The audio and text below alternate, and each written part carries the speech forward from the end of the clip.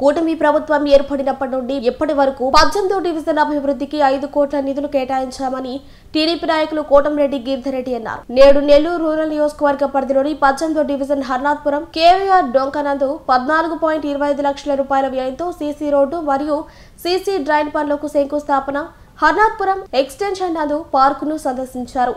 ఈ సందర్భంగా ఆయన మాట్లాడుతూ నెల్లూరు రూరల్ ఎమ్మెల్యే కోటంరెడ్డి శ్రీధర్రెడ్డి ప్రత్యేక చొరవతో చంద్రన్న పార్కుల బాట కార్యక్రమంలో భాగంగా నెల్లూరు నియోజకవర్గ పరిధిలోని 26 డివిజన్లలో 18 ఎకరాల విస్తీర్ణ కలిగి 400 కోట్ల రూపాయల విలువ కలిగిన పార్కులు, ప్రభుత్వ భూమిని 7 కోట్ల రూపాయల వ్యయంతో ప్రహరీ గోడలు నిర్మించి కబ్జాదారుల నుండి కాపాడామని తెలిపారు.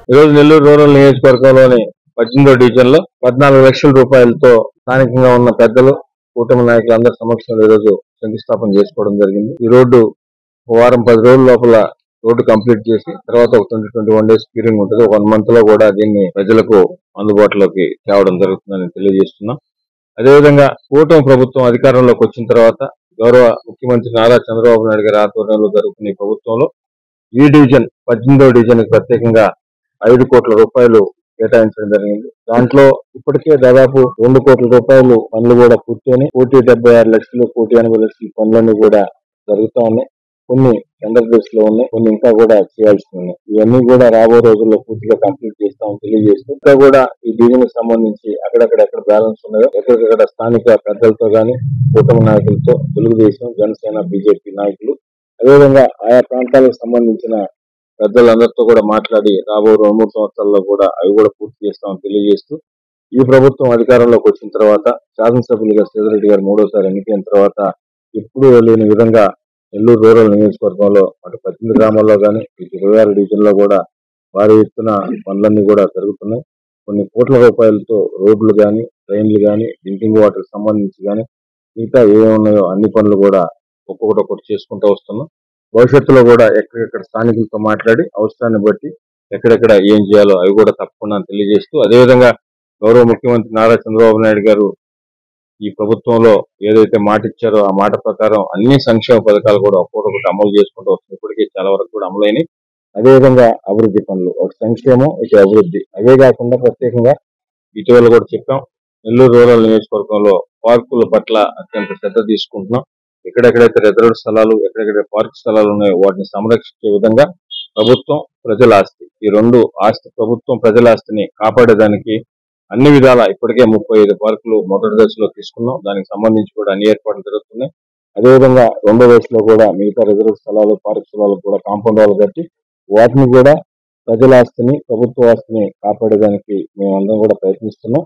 మరొక మారు మీ ద్వారా ప్రజలందరూ కూడా విజ్ఞప్తి చేస్తున్నాం, ఎవరు కూడా ఈ పార్కు స్థలాలు, రిజర్వ్ స్థలాలు ఏదైతే గవర్నమెంట్ స్థలాలకు సంబంధించినాయో ఎవరు కూడా దళారుల చేతిలో మోసపోవద్దు.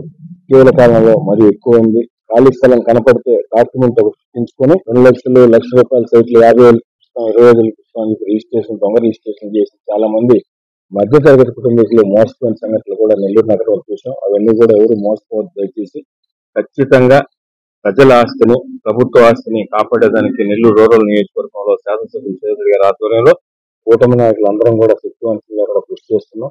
అయితే ఏవైతే పార్కులు మనంతా కూడా గోడలు కట్టి చెట్లు వేసి డెవలప్మెంట్ చేస్తున్నాం, దాంట్లో మా సైడ్ నుంచి ఒక రిక్వెస్ట్ ఏంటంటే స్థానికంగా ఉన్న అసోసియేషన్లు, వాకర్స్ అసోసియేషన్ అయినా, వెల్ఫేర్ అసోసియేషన్ అయినా, అపార్ట్మెంట్ల వాసులైనా మీరందరూ కూడా ఎంతో కొంత మీకు తోచినంత భాగస్వామి ఆ పార్కుల్ని సంరక్షించే విధానంలో, అదేవిధంగా కాపాడుకునే విధానంలో కూడా మీరు కూడా ఎక్కడికెక్కడ మంచి పాత్ర పోషించాలని ఎమ్మెల్యే గారి ఆఫీస్ నుంచి మేము అందరం కూడా కోరుకుంటున్నాం.